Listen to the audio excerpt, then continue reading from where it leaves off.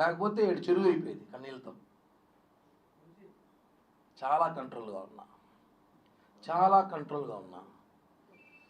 మా నాయకుడే మాకు ఇన్స్పిరేషన్. తప్పు జరిగి దాన్ని ఆన్సర్ వచ్చేలోపు నానా బీభత్సం చేసి 25 రోజులు 26 రోజులు అయింది నా ఇంట్లో సభ్యులు బయటకు వచ్చి. నిన్నటి దాకా కూడా బయటికి రాలా. అంటే తప్పు గురించి కాదు కానీ ప్యాంట్లు చూపించిన వాళ్ళు బాగుంటారు, భార్యలను వదిలేసి 2-3 అమ్మాయిలతో తిరిగేవాడు బాగున్నాడు, గంట అరగంట సొక్కాయలు ఇప్పేసినప్పుడు బాగుండాడు. అసలు వీడియో ఒరిజినలా కాదా అనేసి ఆ అమ్మాయి చెప్తా ఉంది. ఆ వీడియోలో ఏముందో లేదో మీరు చూసారు, ఏం చేయాలి దానికి పెద్ద బీభత్సం చేసి, ఒకవేళ జరిగినా ఒక చైన్ వేసుకుంటే ఇంత రాద్ధాంతం చేస్తారా అంటే ప్రపంచంలో చైన్లు అమ్మేడే మానేలు అందరూ షాపులు, బంగారు షాపులు మూసేసేట్రా. వాస్తవాలు మాట్లాడుతున్నా. ఎంతమందికి కాలితే నాకెందుకు? నా గురించి ఒకరు ఆలోచించినప్పుడు ఒక గురించి నేను ఎందుకు ఆలోచించాలి? 26 రోజులు చాలా నేర్చుకున్నా. నా జీవిత చరిత్రలో మర్చిపోలేని రోజులు. ఎందుకంటే అంటే 6వ తేదీ నేను జగన్మోహన్ రెడ్డి తిడితే 7వ తేదీ సాయంత్రం నాకు ఫోన్ వచ్చింది. ఒక వ్యక్తి, నా అత్యంత సన్నిహితుడు, ఆ అమ్మాయి ఏదో సూసైడ్ అటెంప్ట్ చేసి నీ పేరు రాస్తుందంట చూడు అన్నాడు. ఈరోజు అదే జరిగింది. అంటే నాకన్నా ముందు నా చుట్టుపక్కల తెలిసిపోతుంది ఏం జరుగుతుందో. బాధ కదా. ఏం జరుగుతుంది నాకన్నా ముందు నా చుట్టుపక్కల తెలిసిపోతుంది, నాకు లేటుగా తెలుస్తుంది. అంటే బాధితుడు నేనా మీరా అంటే అర్థం చేసుకోండి ఏం జరుగుతుందో. కరెక్ట్ కాదు ఇవన్నీ.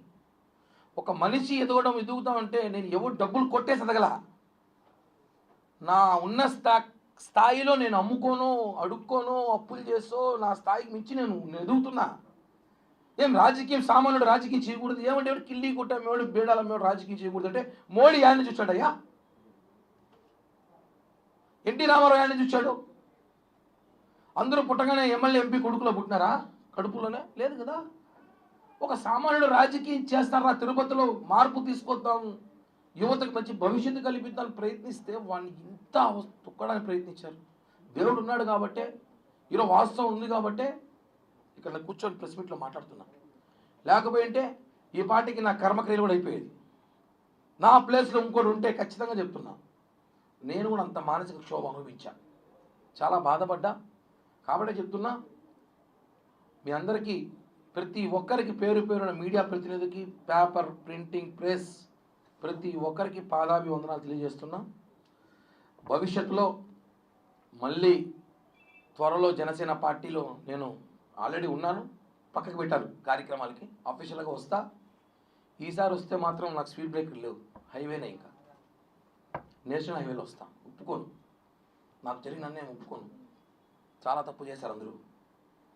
ఒక ఆర్థిక లావాదేవీల్ని ప్రపంచ రాజకీయ కుట్రలా చేశారు. దాన్ని ఎంత పెద్ద రాజకీయ కుట్ర చేశారండి ఒక మనిషి కోసం. కరెక్ట్ కాదు. పవన్ కళ్యాణ్ గారికి నా మీద నమ్మకం, అంటే ఈ ఆరోపణ వాస్తవమా కాదా తెలుసుకుందాం అని ఒక విచారణ వేసి వివరణ ఇవ్వడానికి కోరారు. నేను వివరణ ఇవ్వబోతున్నా, విచారణ చేయబోతున్నా. మళ్ళీ నేను క్లీన్ చిట్తో బయటకు వచ్చాను. ఇదే క్లీన్ చిట్తో మళ్ళీ జనసేన పార్టీలో మాట్లాడి వస్తా. అందరికీ ఒకటే, నాకు సహకరించి ప్రతి ఒక్కరి పేరు పేరున ధన్యవాదాలు. దయచేసి ఇంకోసారి ఆడవాళ్ళని పెట్టుకొని మాత్రం ఎవరు కూడా రాజకీయాలు చేయాలని చూస్తే ఇలా యూటర్న్ వైటర్న్ అవుతాయి. ఇది మాత్రం చెప్తున్నాను.